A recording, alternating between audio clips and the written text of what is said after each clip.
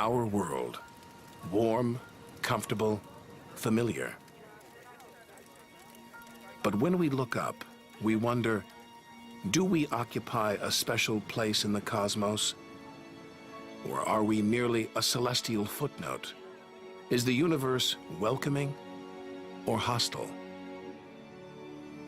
We could stand here forever wondering. Or we could leave home on the ultimate adventure.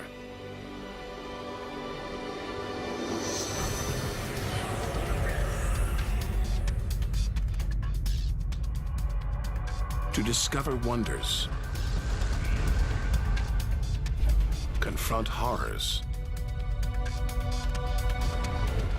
beautiful new worlds, malevolent dark forces,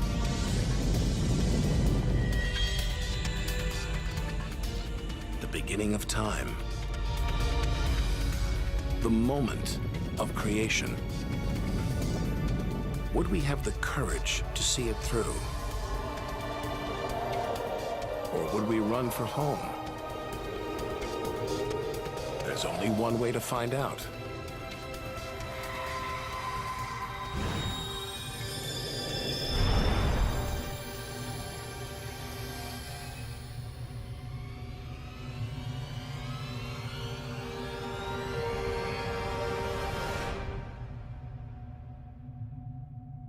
Our journey through time and space begins with a single step. At the edge of space, only 60 miles up, just an hour's drive from home. Down there, life continues. The traffic is awful, stocks go on trading, and Star Trek is still showing.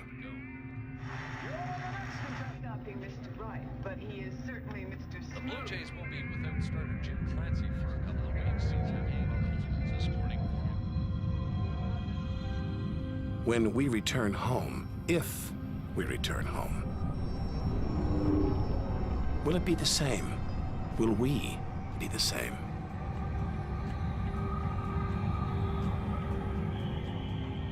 We have to leave all this behind, to dip our toes into the vast dark ocean. On to the moon.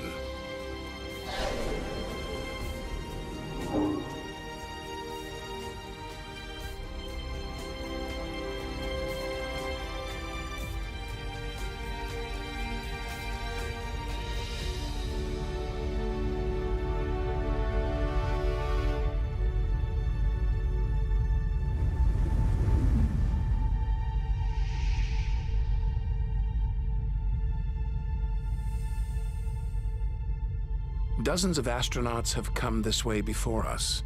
12 walked on the moon itself. Just 250,000 miles from home. 3 days by spacecraft.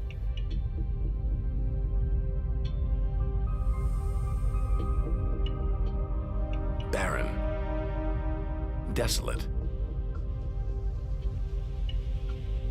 It's like a deserted battlefield, but oddly familiar. So close, we've barely left home.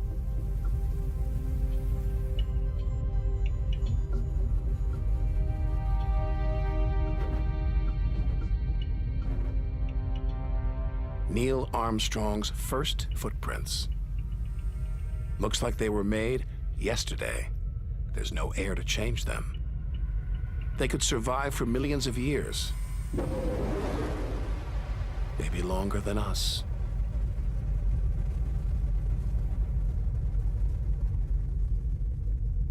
Our time is limited.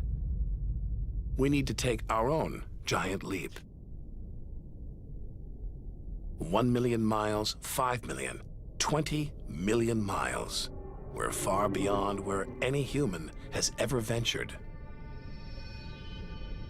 Out of the darkness, a friendly face. The goddess of love, Venus. The morning star, the evening star. She can welcome the new day in the east, say goodnight in the west.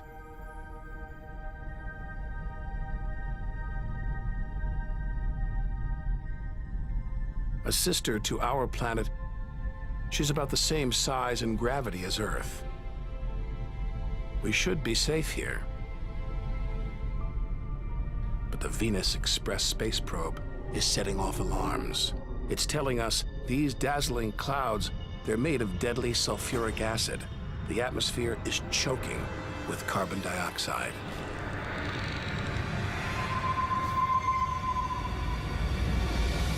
Never expected this. Venus is one angry goddess. The air is noxious, the pressure unbearable. And it's hot, approaching 900 degrees. Stick around and we'd be corroded, suffocated, crushed and baked.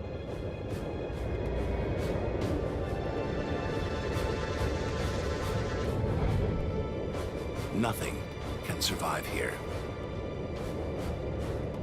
Not even this Soviet robotic probe. Its heavy armor's been trashed by the extreme atmosphere.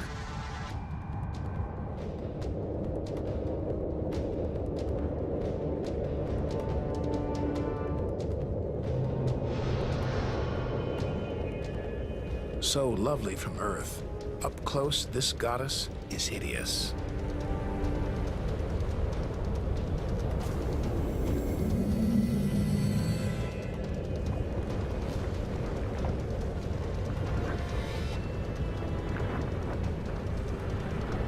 She's the sister from hell, pockmarked by thousands of volcanoes. All that carbon dioxide is trapping the sun's heat. Venus is burning up. It's global warming gone wild. Before it took hold, maybe Venus was beautiful, calm, more like her sister planet Earth. So this could be Earth's future. Where are the twinkling stars? The beautiful spheres gliding through space? Maybe we shouldn't be out here. Maybe we should turn back. But there's something about the sun, something hypnotic, like the Medusa, too terrible to look at, too powerful to resist. Luring us onwards, on, like a moth to a flame. Wait, there's something else, obscured by the sun. It must be Mercury. Get too close to the sun, this is what happens. Temperatures swing wildly here. At night, it's minus 275 degrees. Come midday, it's 800 plus. Burnt, then frozen.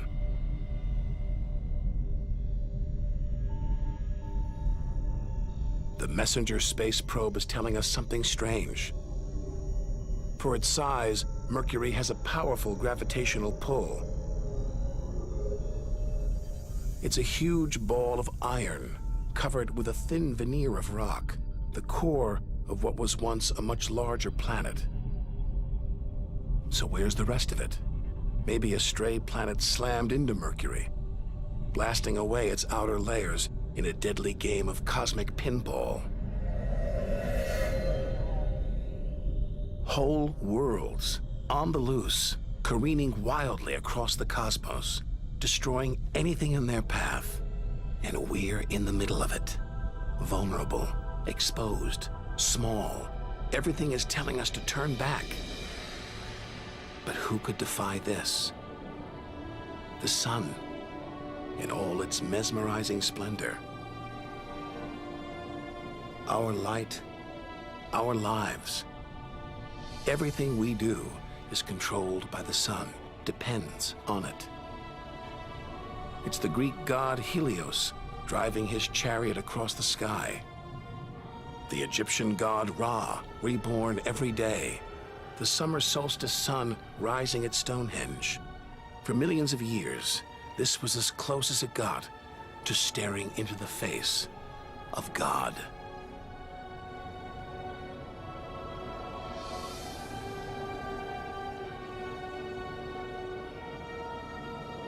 It's so far away. If it burned out, we wouldn't know about it for 8 minutes. It's so big, you could fit 1 million Earths inside it.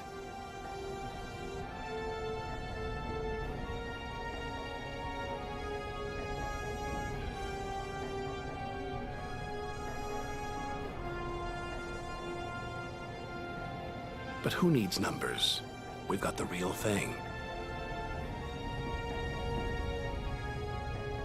We see it every day, a familiar face in our sky. Now, up close, it's unrecognizable. A turbulent sea of incandescent gas. The thermometer pushes 10,000 degrees. Can't imagine how hot the core is. Could be tens of millions of degrees.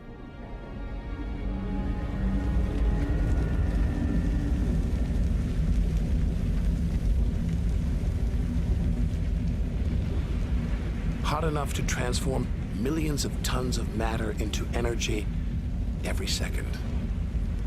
More than all the energy ever made by mankind. Dwarfing the power of all the nuclear weapons on Earth. Back home, we use this energy for light and heat. But up close, there's nothing comforting about the sun. Its electrical and magnetic forces erupt in giant molten gas loops. Some are larger than a dozen Earths, more powerful than 10 million volcanoes.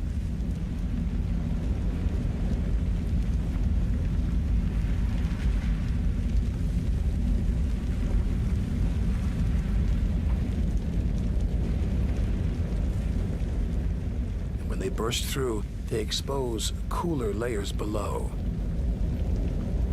making sunspots.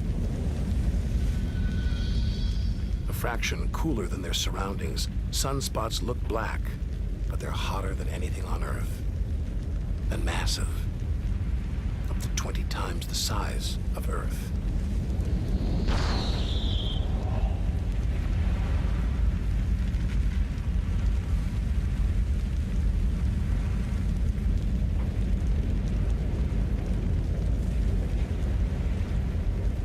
But one day, all this will stop. The sun's fuel will be spent.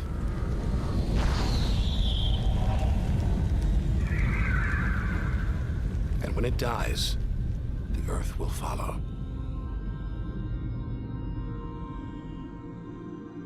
This God creates life, destroys it, and demands we keep our distance.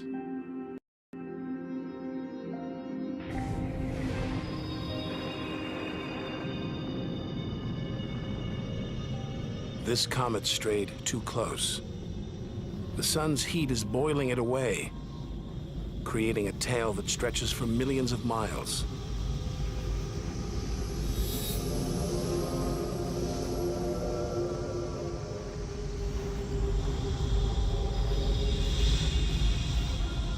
It's freezing it here.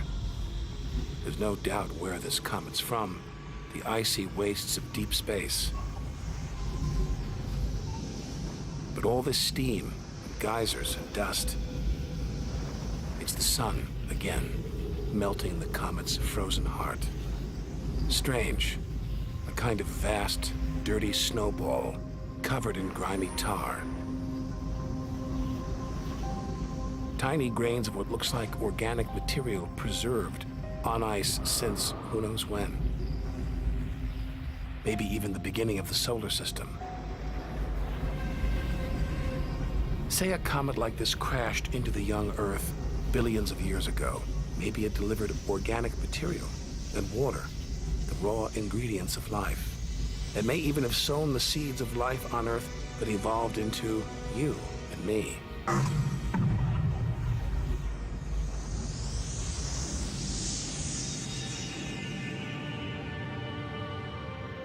But say it crashed into the Earth now. Think of the dinosaurs, wiped out by a comet or asteroid strike.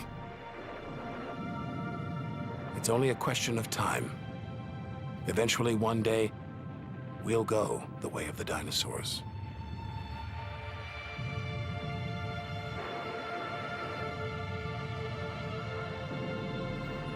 If life on Earth was wiped out, we'd be stuck out here, homeless, adrift in a hostile universe.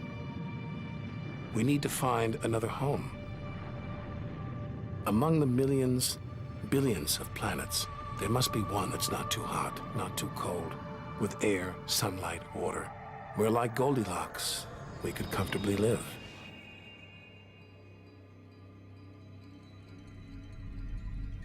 The red planet. Unmistakably, Mars.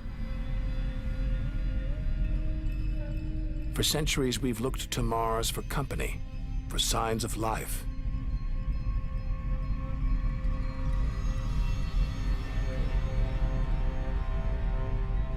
Could there be extraterrestrial life here? Are we ready to rewrite the history books, to tear up the science books, to turn our world upside down? What happens next could change everything.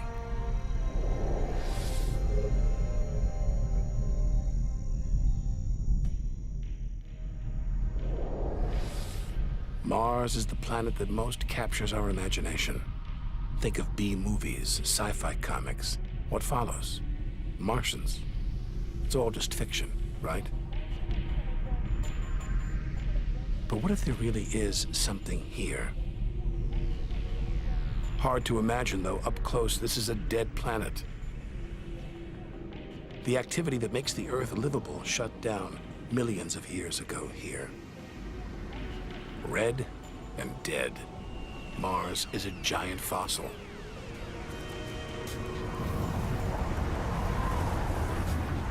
Wait, something is alive. A dust devil, a big one, bigger than the biggest twisters back home. There's wind here, and where there's wind, there's air. Could that air sustain extraterrestrial life?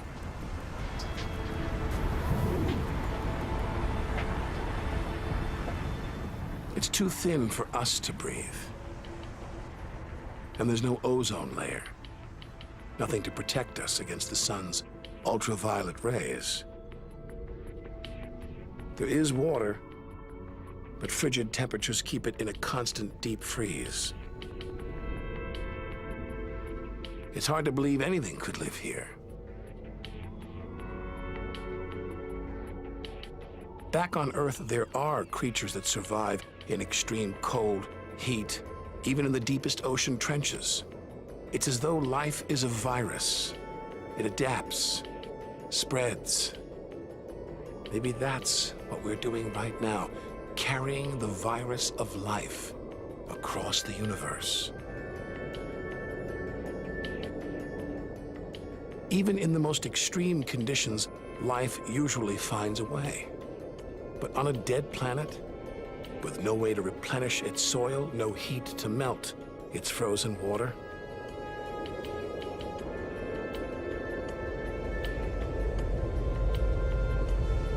all this dust, it's hard to see where we're going.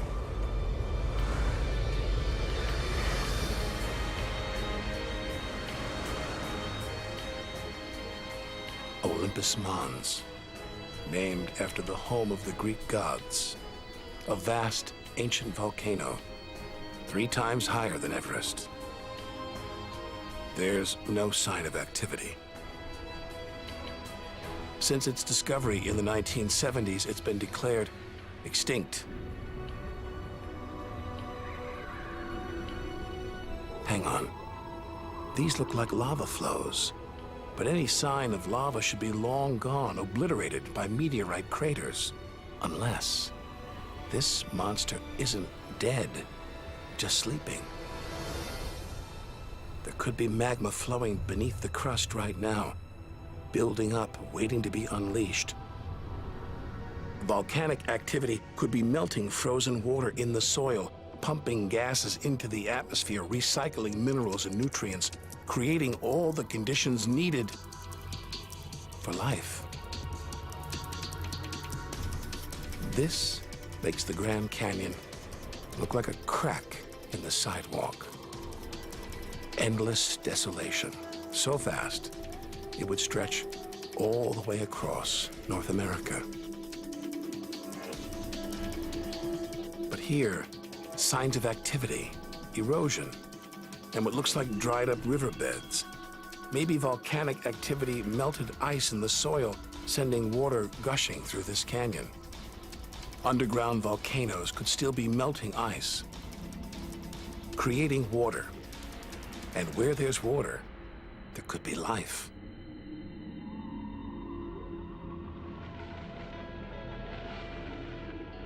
The hunt for life is spearheaded by this humble fellow, the NASA rover Opportunity. It's finding evidence that these barren plains were once ancient lakes or oceans that could have harbored life.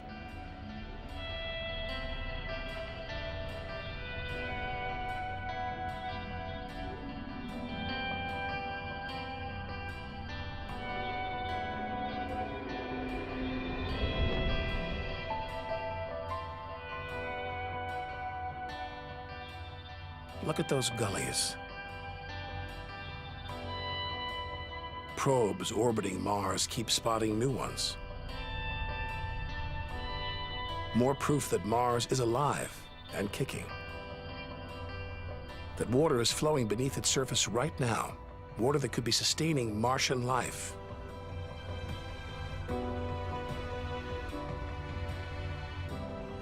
Now all we have to do is find it.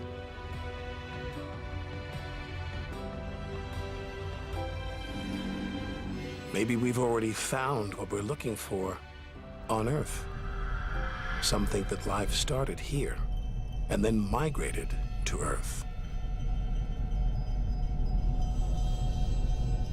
An asteroid impact could have blasted fragments of Mars, complete with tiny microbes, out into space and on to the young Earth, where they sowed the seeds of life.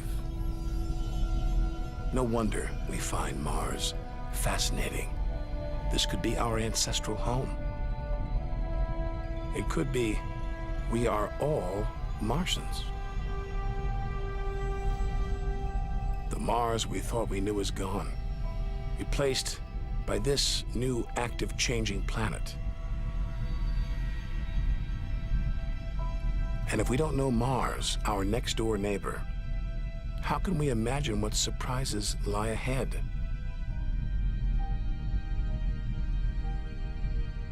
Our compass points across the cosmos, back in time 14 billion years, to the moment of creation.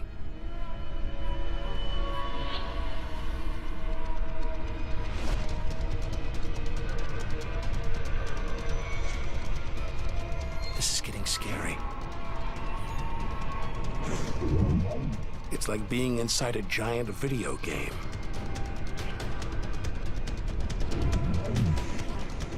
These are all too real. Asteroids, some of them hundreds of miles wide. This one must be about 20 miles long. And there, perched on it, a space probe. Can't have been easy parking on an asteroid traveling at 50,000 miles an hour. It's a lot of effort just to investigate some rubble. Rubble that regularly collides, breaks up, and rains down on Earth as meteorites.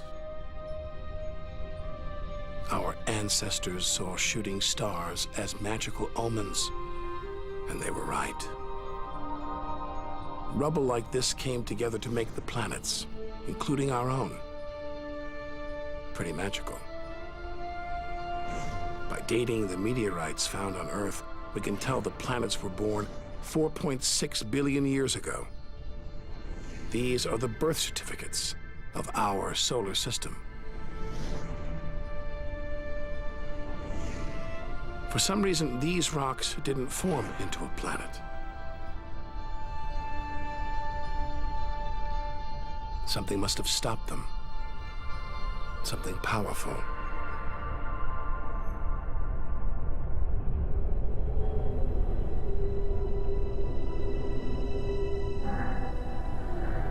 Jupiter. What a monster. At least 1,000 times bigger than Earth, so vast you could fit all the other planets inside it. Something this massive dominates its neighbors. Its gravity is pulling the asteroids apart.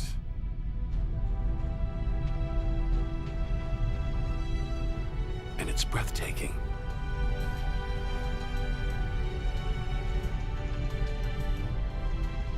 But this beauty is a beast. It's almost all gas. Land here and we'd sink straight through its layers into oblivion.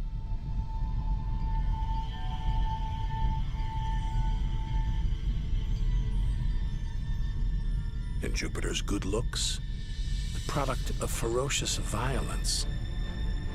It's spinning at an incredible rate, whipping up winds to hundreds of miles an hour, contorting the clouds into stripes, eddies, whirlpools. And this, the legendary Great Red Spot. The biggest, most violent storm in the solar system. At least 3 times the size of Earth, it's been raging for over 300 years. All these churning clouds must have sparked an electrical storm. Just one bolt is 10,000 times more intense than any at home.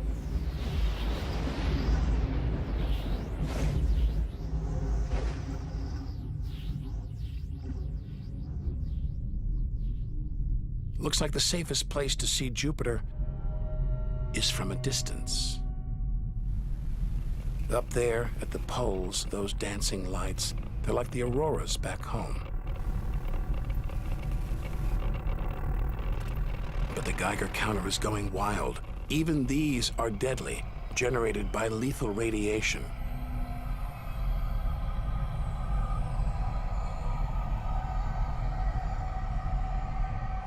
Out here, nothing is what it seems. The universe is full of terrors, traps,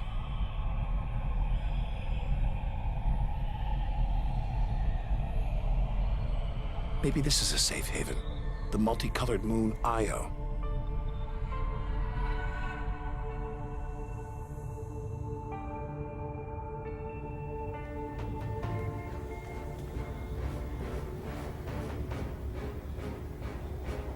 Wrong. Very wrong.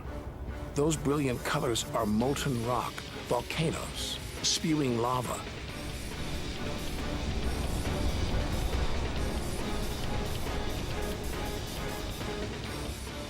Our journey across the universe is turning into a struggle for survival. We've got to hope that if we outlast the dangers, we'll be rewarded by wonders beyond imagination.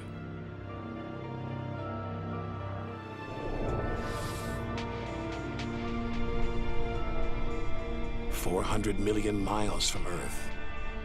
Flying a commercial airliner here would take nearly a century. What a weird-looking place. And yet, strangely familiar. A bit like the Arctic, with all that ice, all those ridges and cracks.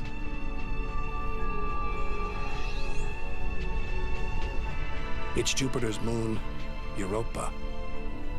And maybe like the Arctic, this ice is floating on water, liquid water. But we're 500 million miles from the sun. Surely Europa is frozen solid.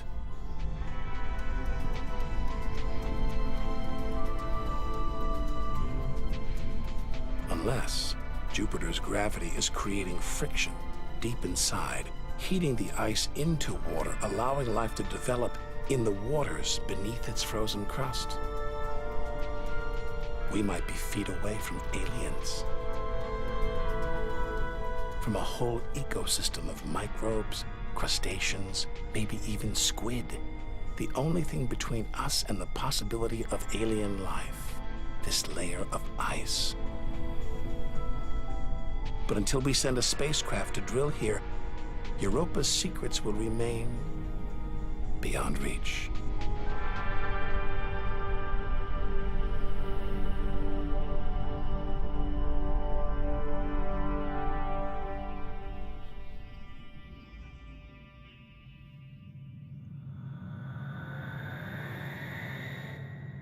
It's captivated our imaginations, haunted our dreams. And here it is, spinning before our eyes. Saturn, named for the Roman god who reigned over a golden age of peace and harmony.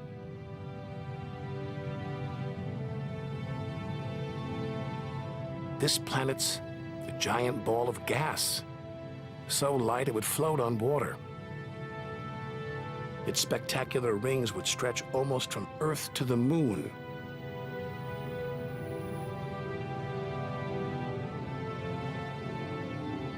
There's the Cassini orbiter. It's picking up ghostly radio emissions, probably generated by auroras around Saturn's poles. This is the real music of the spheres. Cassini's telling us where these rings came from. They're the remnants of a moon shattered by Saturn's gravitational pull. Incomparable beauty from total destruction.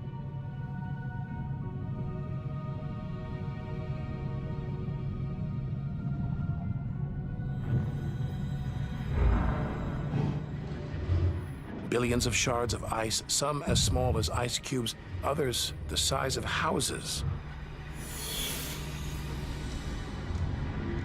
They collide, break apart, reassemble. It's like a snapshot of our early solar system. As dust and gas orbited the newly born sun, and gravity worked its magic, pulling the lumps together until from space trash like this, our home emerged.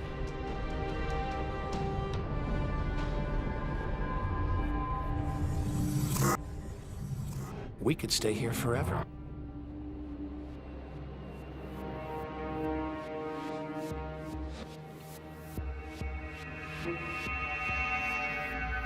But there's so much further to go, so much more to see.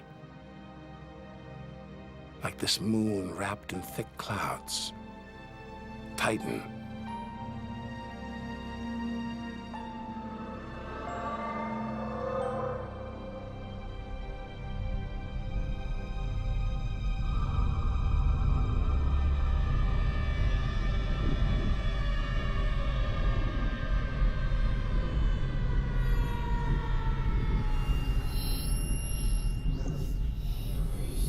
There's an atmosphere down here.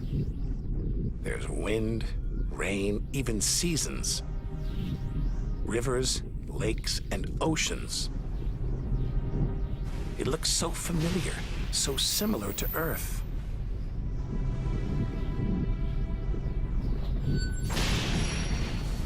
But that's not water. It's liquid natural gas. Hundreds of times more natural gas than all the Earth's oil and gas reserves. Maybe one day we'll use this energy to fuel a colony. Assuming there isn't life here already.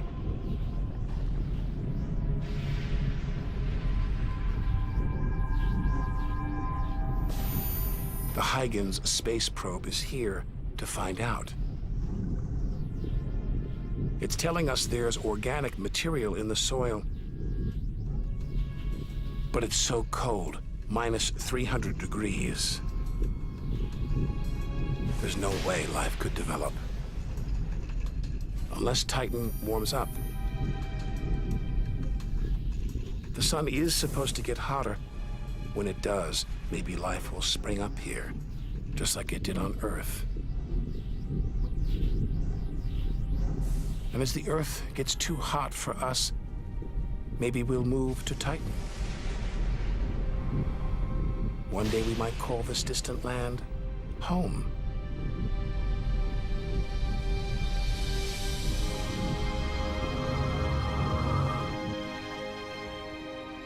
Home. We're at least 700 million miles away now. After this, we lose visual contact with Earth. We're standing on a cliff, looking out over a great chasm that stretches to the beginning of time. Do we have the courage to jump? We're in the solar system's outer reaches. Unseen from Earth, unknown for most of history. It's like diving into the depths of the ocean.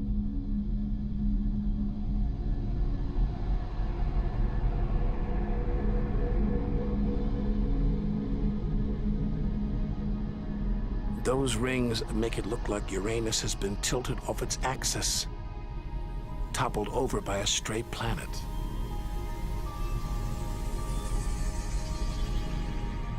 It's eerie out here. Already beginning to feel small, lonely. Maybe this is how we'll feel at the edge of the universe.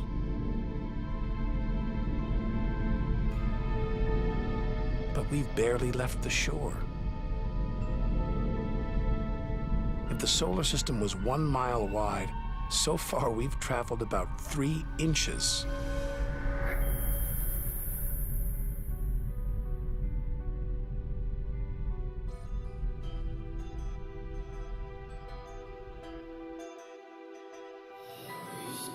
Out of the deep, another strange beast, the god of the sea, Neptune. This world is covered in methane gas, and a storm as big as Earth, whipped up by savage 1,000-mile-an-hour winds. Back home, it's the sun that drives the wind. But Neptune's far away. Something else must be creating these ferocious winds. But what? We know very little about our own solar system.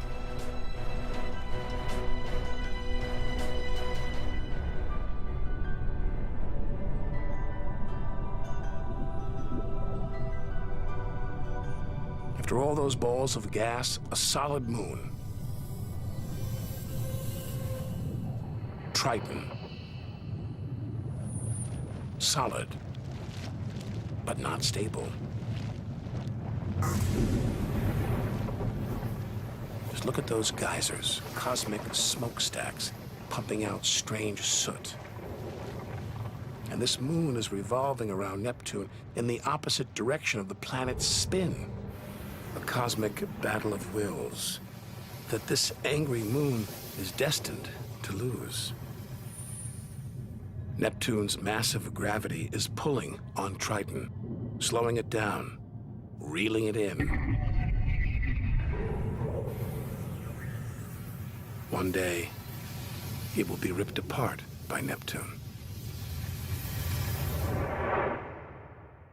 And that's it. No more moons, no more planets in our solar system. It's getting colder. We're getting further from the sun, slipping from the grip of its gravitational tentacles. But this isn't a void. It's teeming with frozen rocks, like Pluto. Until recently, we thought Pluto was alone. Beyond it, nothing. We were wrong. More frozen worlds. Discoveries so new nobody can agree what to call them. Plutinos, ice dwarfs, cubewanos. Our solar system is far more chaotic and strange than we had imagined. Now we're 8 billion miles from home. The most distant thing ever seen that orbits the sun. Another small, icy world, Sedna, discovered in 2003. Its orbit takes 10,000 years to complete.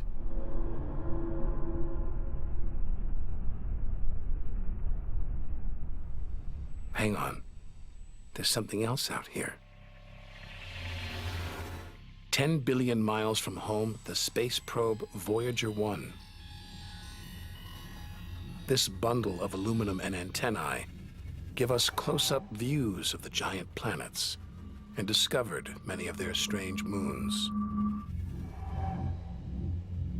It's traveling 20 times faster than a bullet, sending messages home.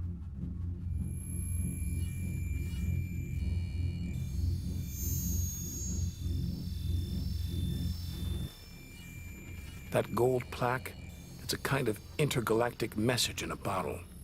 A greeting recorded in different languages. Hello from the children of planet Earth.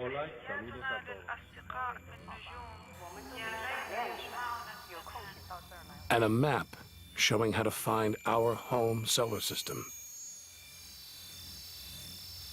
The great physicist Stephen Hawking thinks it was a mistake to roll out the welcome mat. After all, if you're in the jungle, is it wise to call out?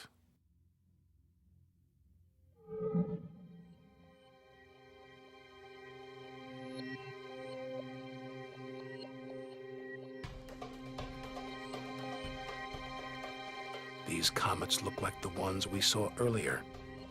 There's a theory that the raw materials for life began out here on a rock like this until something dislodged it, sending it hurtling towards the Earth. And seeing all this ice, maybe comets carried water to Earth too. The water in the oceans, in your body. All from this distant celestial ice machine.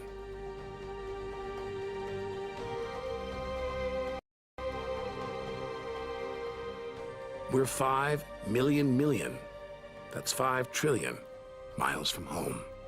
But this is still only a baby step. Ahead, trillions of miles, billions of stars. Time to stop looking back and start looking ahead. To step out into the big wide universe.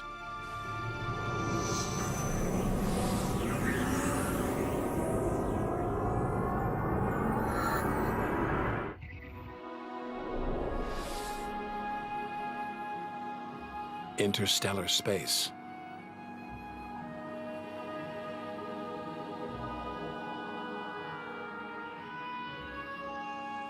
Billions of stars like our own sun, many with planets, many of those with moons.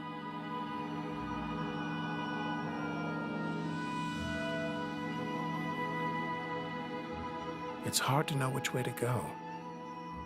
There are infinite possibilities. We're going to need a serious burst of acceleration.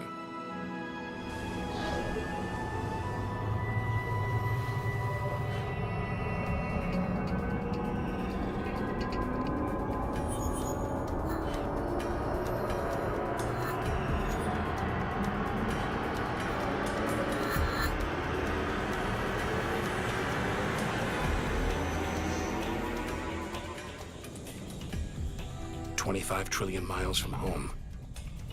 A 150,000-year ride in the space shuttle.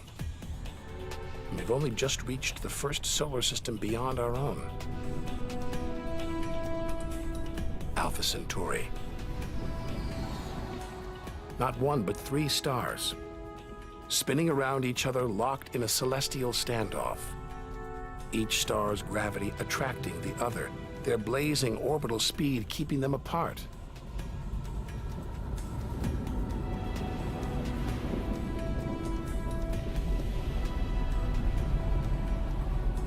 Get between them and we'd be vaporized. Trillions of miles from home. So far that miles are becoming meaningless. Out here we measure in light years. Light travels 6 trillion miles a year, so we are over 4 light years from home. Distances so vast, they're mind-boggling.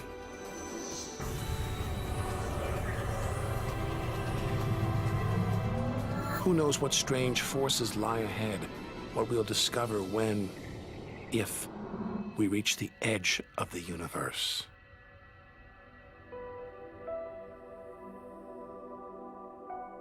Ten light years from Earth, the star Epsilon Eridani. Spectacular rings of dust and ice, and somewhere in there planets forming out of the debris, being born before our eyes.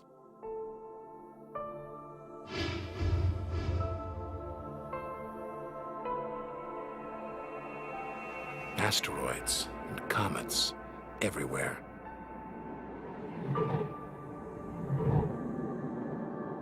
We could almost be looking at our own solar system billions of years ago, with comets delivering the building blocks of life to these young planets.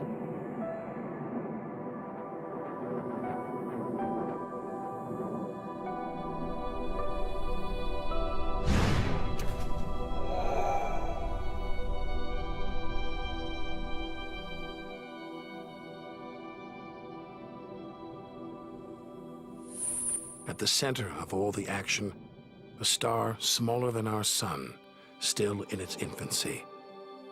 Any life in this solar system would be primitive at best.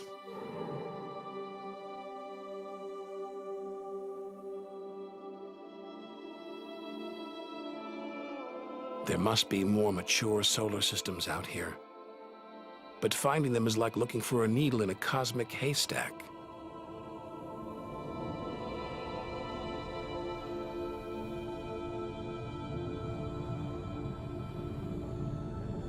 "20 light years from Earth.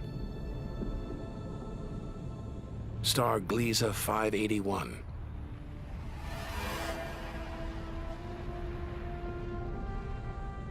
It's about the same age as our sun.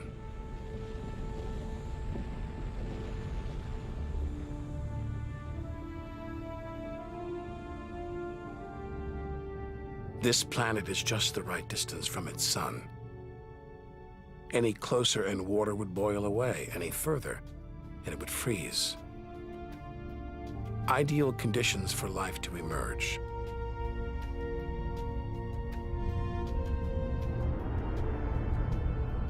And if a comet has struck, delivering water and organic materials, then life, complex beings like us, even civilizations like our own, could be down there, right now.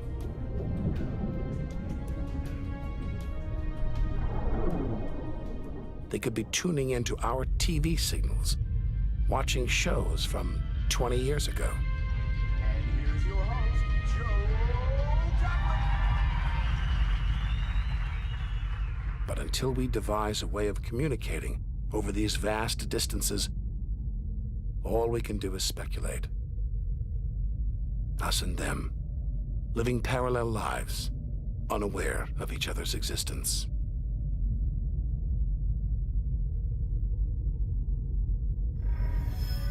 Unless life has come and gone.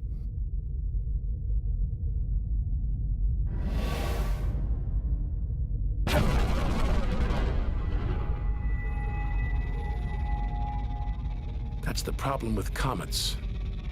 They're creators and destroyers, as the dinosaurs found out the hard way. This is the needle in the cosmic haystack, the closest we've come to a habitable solar system like our own, but it's a chance encounter. There could be hundreds, millions more solar systems like this out there, or none at all.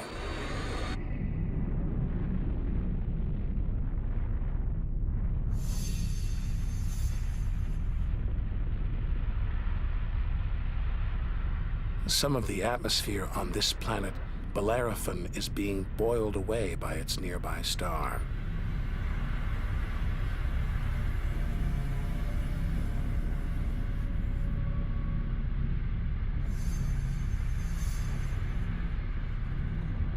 From Earth, we can't see planets this far out. They're obscured by the brilliance of their neighboring stars. But the planets have a minute gravitational pull on those stars. Measure these tiny movements, and we can prove they exist.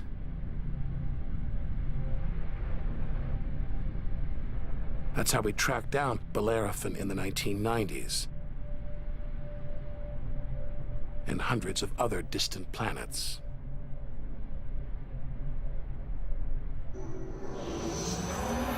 "65 light years from Earth. Turn on your TV here and you'd pick up Hitler's Berlin Olympics.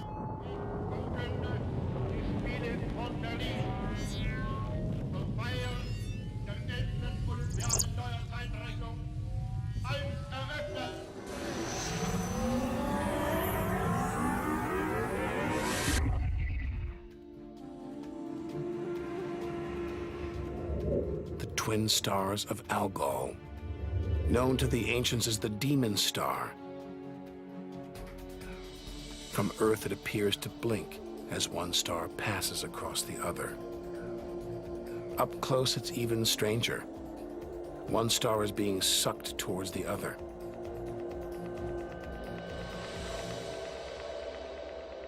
Almost 100 light years from home, faint whispers from one of the first ever radio broadcasts. We appreciate it if anyone hearing this broadcast would communicate with us. We are very anxious to know how far the broadcast is reaching.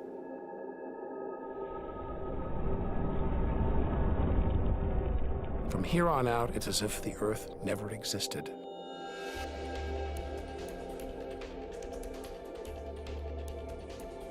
Feels like a lifetime since we stood on that beach, looking up at the sky, wondering where and how we fit in. We've learned one thing for sure. The universe is too bizarre, too startling, for us to guess what lies ahead.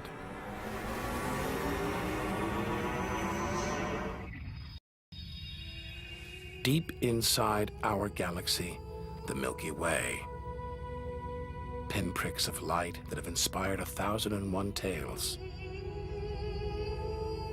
The Seven Sisters, the daughters of the ancient Greek god Atlas, transformed into stars to comfort their father as he held the heavens on his shoulders.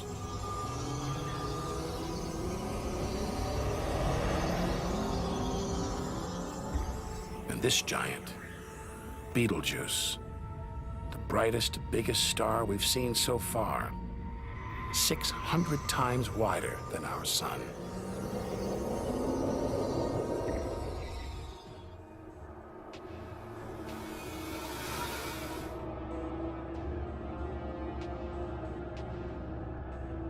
But this, it's not a star, not a planet. Not like anything we've seen.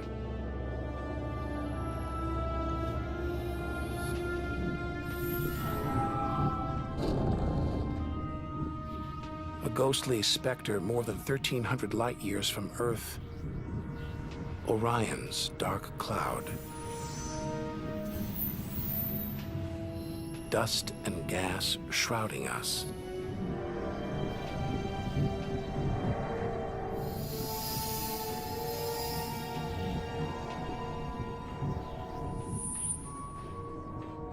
There, deep inside, a light, pulling the dust and gas towards it, heating up, merging into a ball of burning hot gas.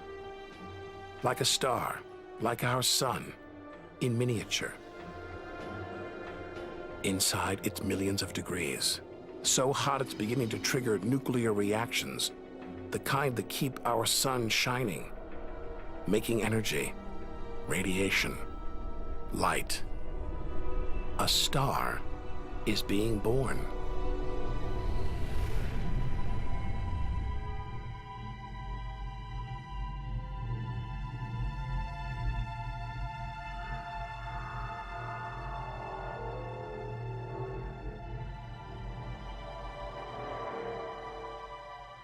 Orion's dark cloud is a vast star factory.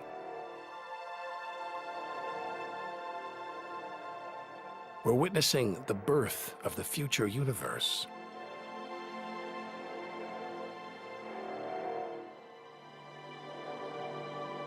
We've come to expect destruction, but this is one of the universe's greatest acts of creation: star birth.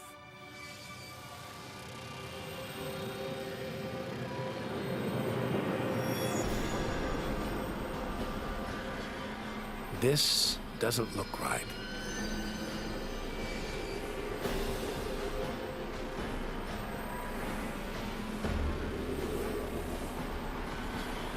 Jets of gas exploding out with tremendous force, blasting dust and gas out for millions of miles.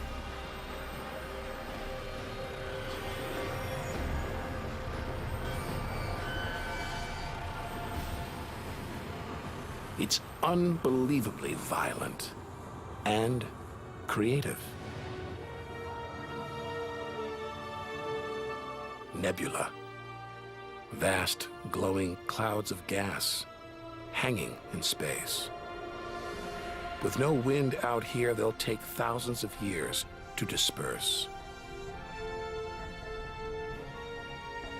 They seem to be forming a vast stellar sculpture. Nature is more than a scientist, an engineer. It's an artist on the grandest of scales.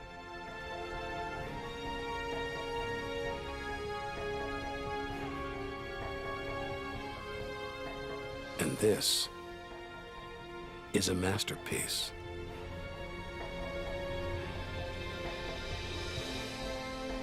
Stars are born, grow up, and then what? Do they die? Do they slip quietly into the night or go out with a bang?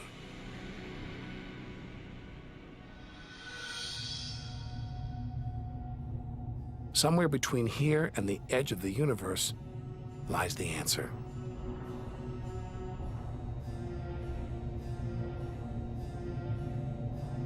Luminous clouds suspended in space, encircling what was once a star like our own sun. All that's left of it are these brightly colored gases, elements formed by nuclear reactions deep inside, released into space on its death. Green and violet, hydrogen and helium, the raw materials of the universe. Red and blue, nitrogen and oxygen, the building blocks of life on Earth. For us to live, stars like this had to die. Every atom in our body was produced by nuclear fusion. In stars that died long before the Earth was even born. We are all the stuff of stars. Our family tree begins here.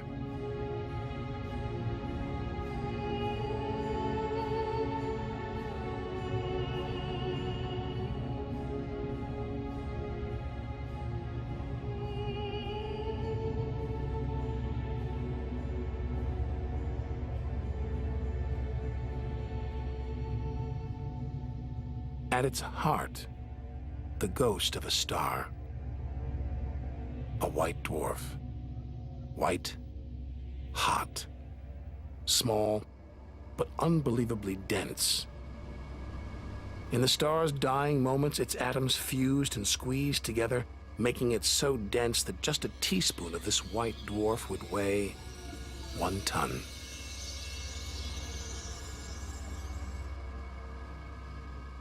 It's a chilling premonition of our sun's fate.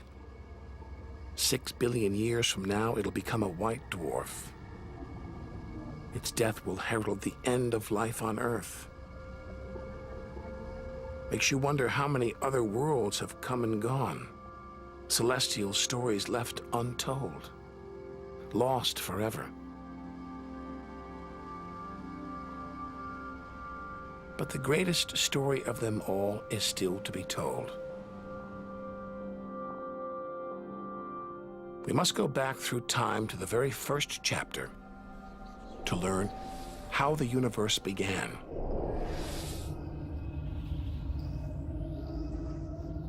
The scattered remains of a dead star, the Crab Nebula.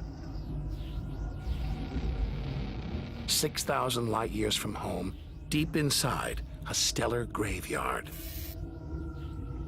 We've learned so much, seen things we'd never have believed possible. Now sights like this, wonders once beyond imagination, we take in our stride. We're ready to face whatever lies ahead, determined to reach the edge of the universe. This is the calm after the storm. After a massive explosion, a supernova that turned a star into dust and gas.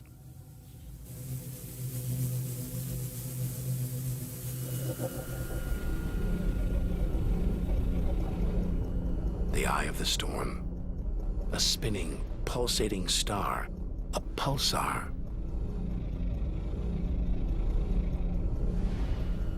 Gravity has squeezed the giant star's core down to this. It's just 12 miles across, unimaginably dense. One pinhead of this would weigh hundreds, maybe millions of tons. And as it shrank, like a figure skater spinning on the spot, arms outstretched, then pulling them in, it began to spin faster. 2 beams of light, energy, radiation, spinning 30 times a second, powering the huge cloud of dust and gas. There's so much radiation here, more even than on the sun.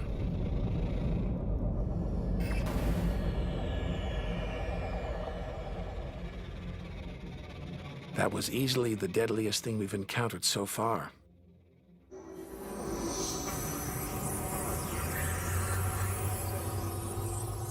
Once it would have terrified us.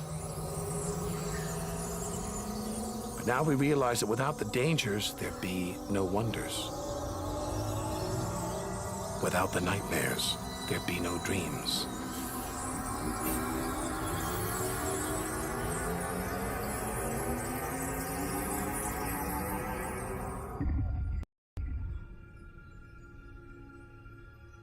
Getting a strange sensation.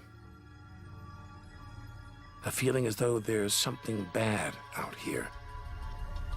A malevolent presence. The one thing we didn't want to encounter. Impossibly black, blotting out the stars behind it. We're staring into the face of extinction. The remains of a giant star. A black hole.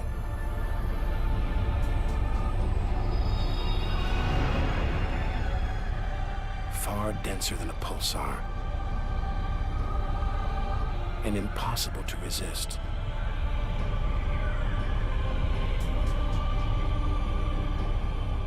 Its gravity is so intense not even light can escape.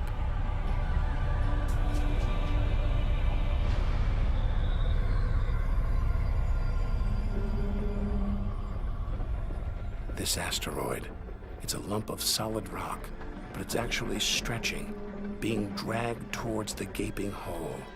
Inside, there's no matter as we know it. No time, no space. All the rules of physics collapse.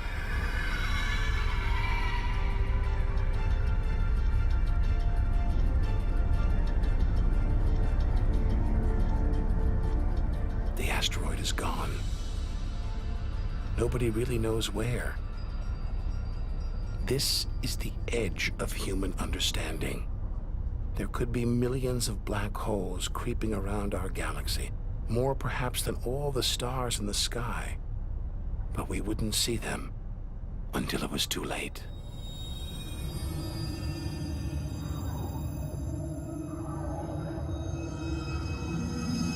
Like this star, spiraling, disappearing down an invisible sinkhole. Who's to say we don't live inside a vast black hole? That the whole universe isn't inside one right now, inside another universe. Think about it for too long and your mind reels. Sometimes it feels like the more we see, the less we know.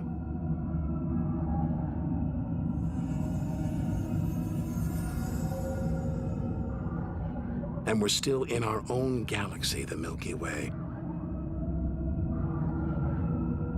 The vastness of the universe beyond still lies ahead.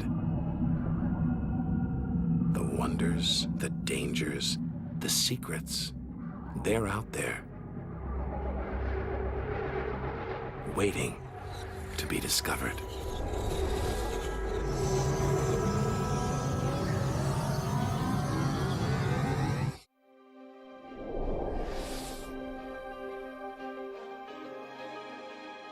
"7,000 light years from home." It's as though we're in a forest thick with trees, each so beautiful, so fascinating, it's impossible to look beyond, to see the bigger picture.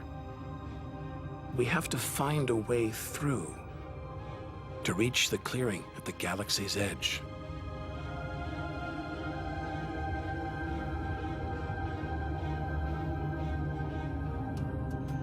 But faced with sights like this, it's hard to leave.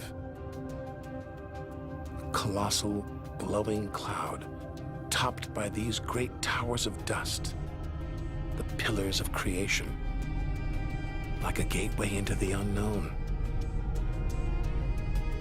A star factory packed with embryonic star systems,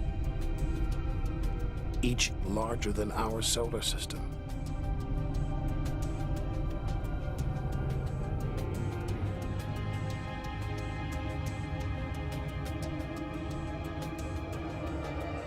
We have to resist its siren song, tear ourselves away, to carry on towards the edge of the galaxy.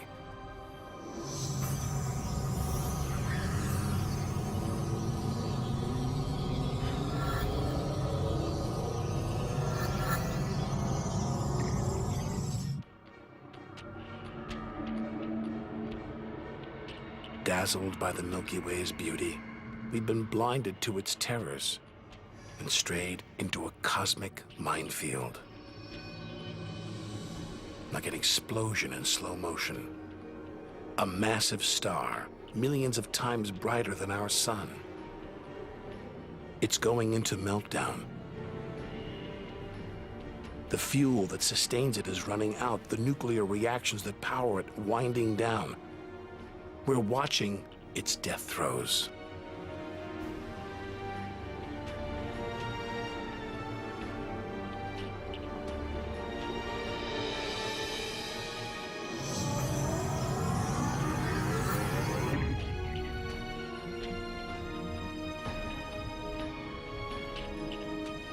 An even bigger, dangerously unstable star.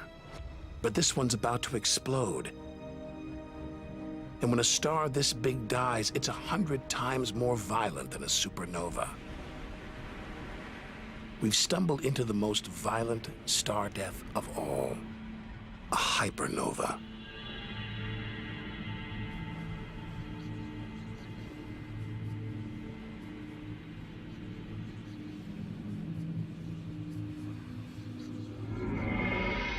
The core's collapsed. It's becoming a black hole.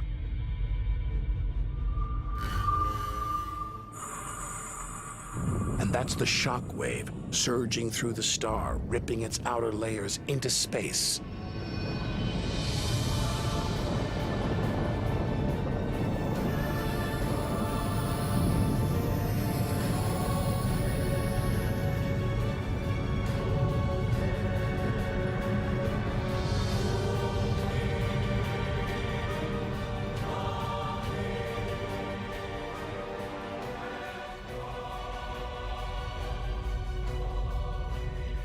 Deadly hypernovas, frozen comets, scorched planets, white dwarfs, red giants.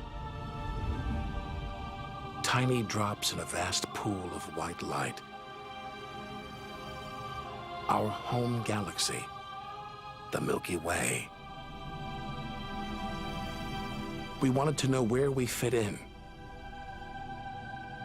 Here's our answer.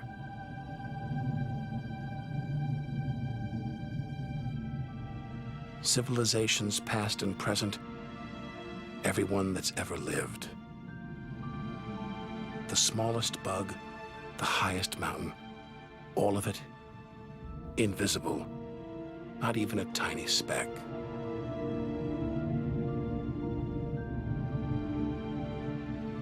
Our home is a minor planet orbiting an insignificant star.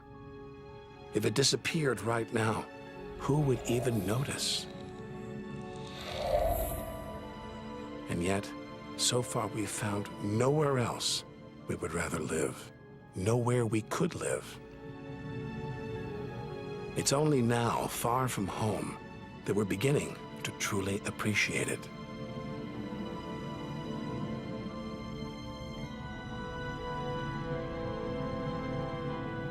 Look at all these stars.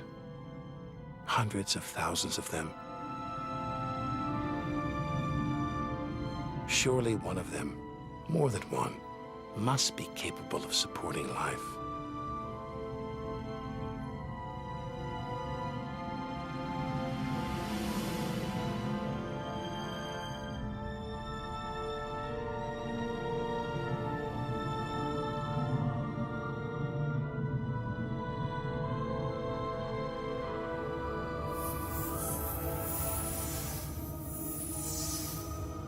Maybe here in this swarm of stars, the Great Cluster. Back in the 1970s, astronomers sent a message in this direction, detailing the structure of our DNA and our solar system's location. But the message won't arrive here for another 25,000 years.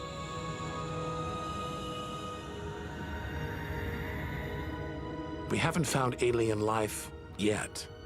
But neither have we found any reason to believe it isn't out there, somewhere. There's an equation devised to estimate the number of other advanced civilizations. The result is startling. There could be millions of civilizations just in our own galaxy.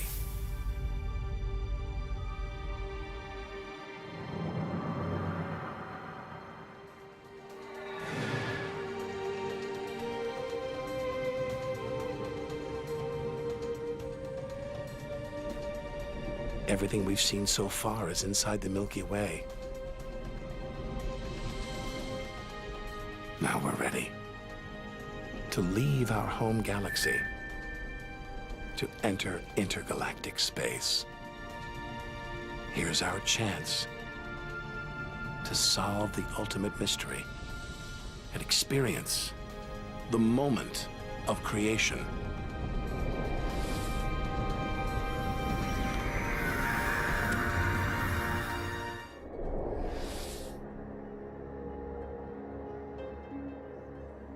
Beyond the Milky Way, through the vast expanse between galaxies, against all the odds, we've made it to intergalactic space.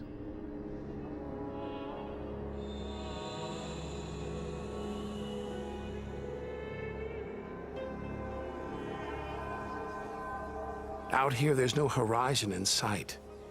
Even the closest galaxies are hundreds of thousands of light years away. The remains of galaxies ripped apart by the Milky Way's huge gravitational pull, scattered among nothing.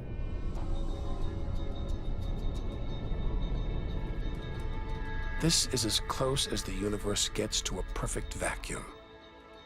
But even this isn't totally empty. There are thin wisps of gas, fine traces of dust, and something else. Dark matter.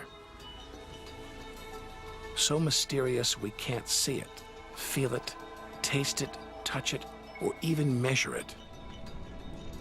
Yet so common, it could make up over 90% of all the matter in the universe. If dark matter does exist, it means there's no such thing as empty space. Even out here, we're surrounded by matter. We think it exists because of its apparent hold on galaxies, like this one, the Large Magellanic Cloud.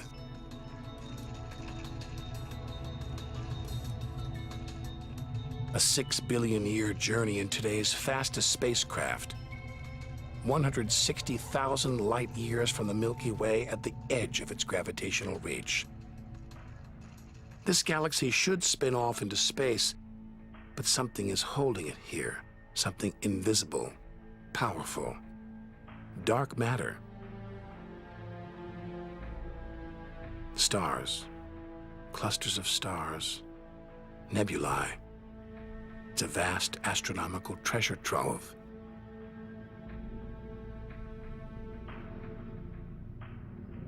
Look at this. It's like a string of gleaming pearls. It's a fireball, expanding out from what must have been a massive explosion, a supernova. So bright that when light from the explosion reached Earth 20 years ago, it was visible to the naked eye. And so violent, it triggered a string of nuclear reactions, forcing atoms together, creating new elements: gold, silver, platinum, blasting them out into space.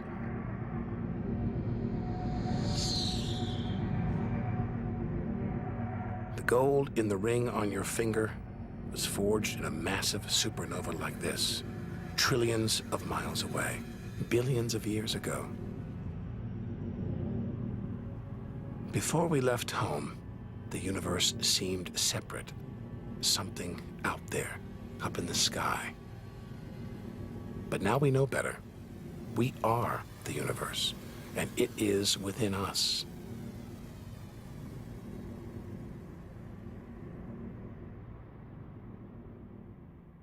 It's comforting to remember as we venture through this abyss. Further and further. Faster and faster.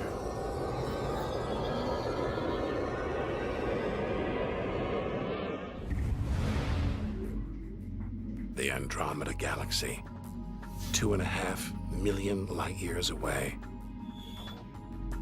It's racing through space. Everything blown apart, like shrapnel in an explosion. We're seeing this galaxy as it was when our ape-like ancestors first walked on the African plains.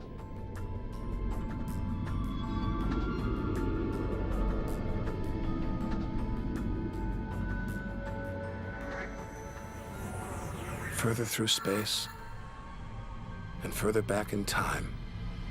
Hold on. This doesn't look right. A whole galaxy exploding? The only thing large enough to cause an explosion on this scale is another galaxy. It looks like the end of the world. But this galaxy won't die. It'll be reborn. A new shape. Perhaps even new stars, as dust and gas collide, creating friction, shock waves, triggering the birth of stars.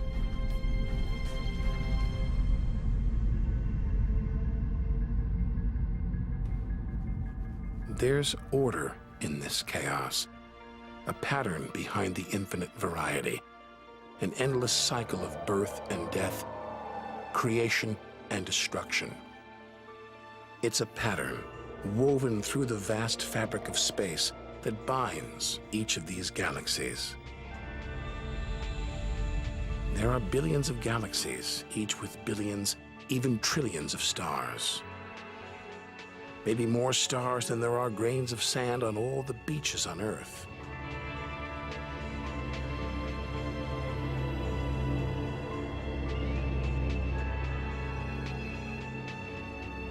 Finally beginning to see the big picture. And it's grander than we ever imagined. This galaxy, the huge Pinwheel Galaxy, is so far from Earth that if we send a message home now, it will take 27 million years to get there. Who knows whether our species, our planet, will still be around to receive it.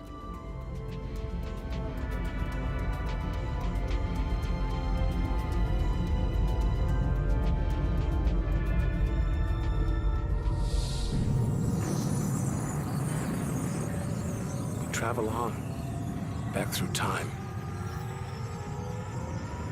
Past the point where the dinosaurs were wiped out.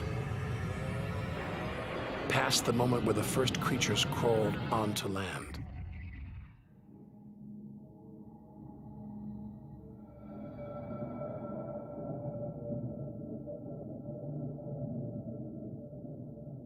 $2 billion light years from home, closing in on the edge of the universe, going back to the beginning of time. This isn't a galaxy. It's brighter than 100 galaxies. A blinding beam of energy surging for trillions of miles.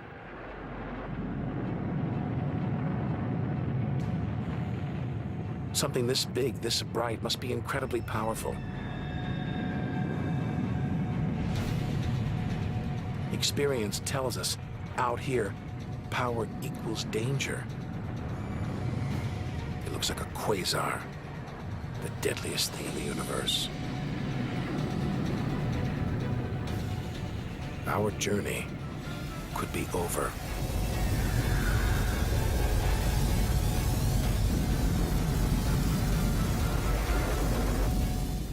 The deadliest, most powerful thing in the universe. A quasar. A swirling cauldron of superheated gas.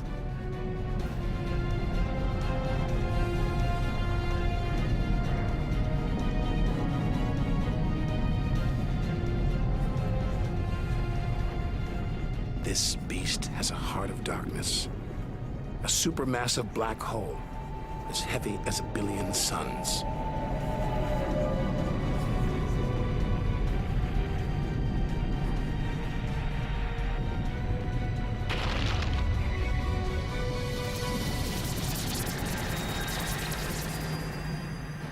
It's ripping apart whole stars, devouring them, until they're nothing, lost forever from the visible universe.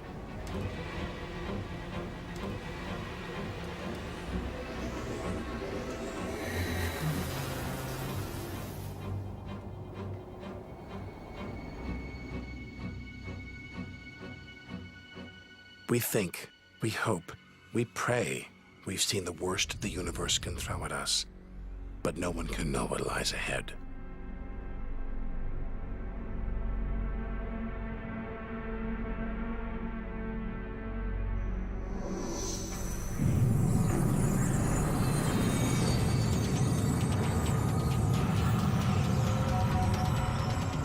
We'll need to go further, go faster.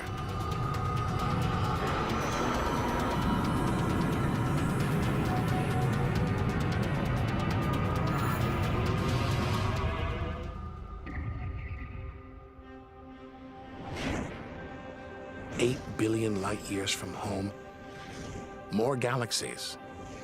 But these look different, ragged, small, close together.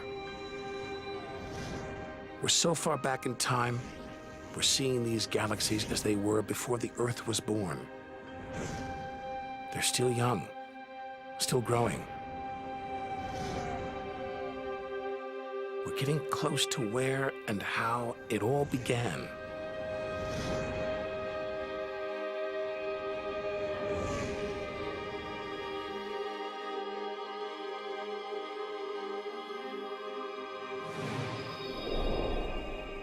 Look at the galaxies now. They're more like primitive plankton, floating in a vast dark ocean.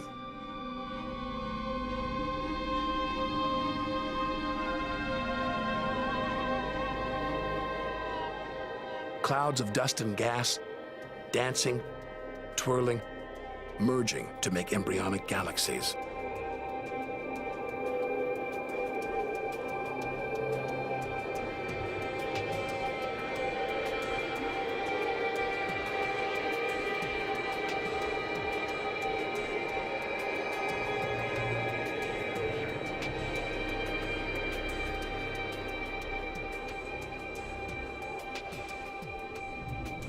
They're disappearing.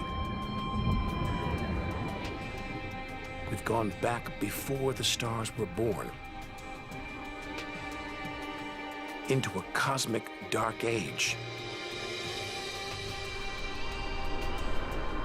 And before that, light, the afterglow from the massive explosion that created the known universe.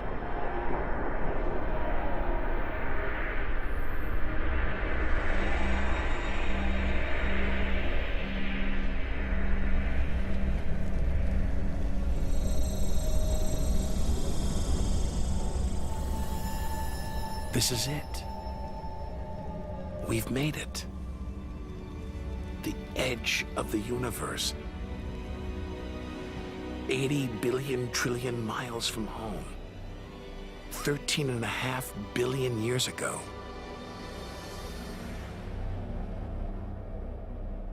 The very instant of the Big Bang, the most violent, most creative moment in history. Everything that's ever happened follows from this moment.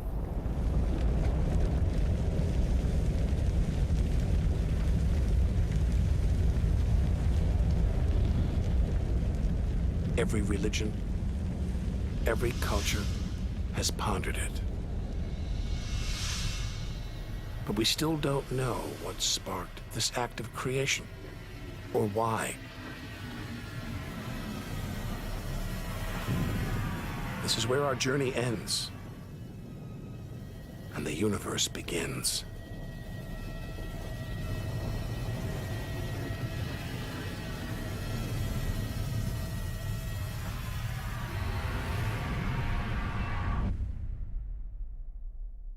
An infinitely hot, small, dense point erupts.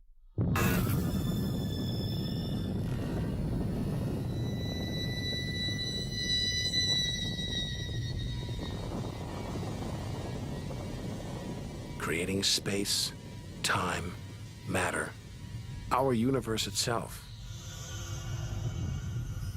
First, it's the size of a subatomic particle. The tiniest fraction of a second later, it's big enough to hold in the palm of your hand. Moments later, it's the size of the Earth.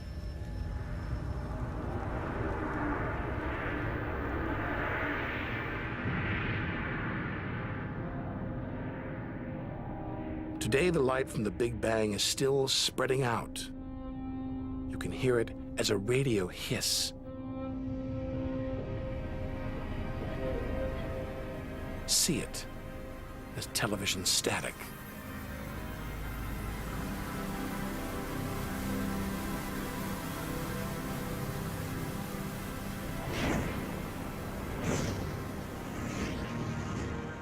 All the wonders we've seen on our journey are sparks flying out from the Big Bang. Galaxies, stars, planets, all cosmic debris. We go forward through time, riding the blast wave.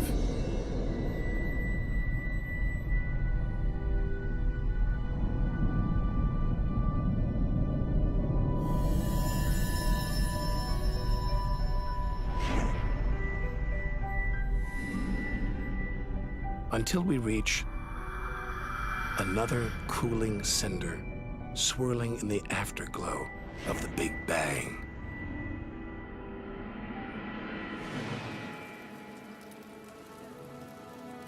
We're back where we started, home. Only now can we really know it. Smaller, more fragile than we ever imagined. Destined to die, swallowed by a dying sun. But we shouldn't despair. We should rejoice. We've managed to experience the wonders of the universe. We should celebrate our achievements and enjoy our moment in the sun.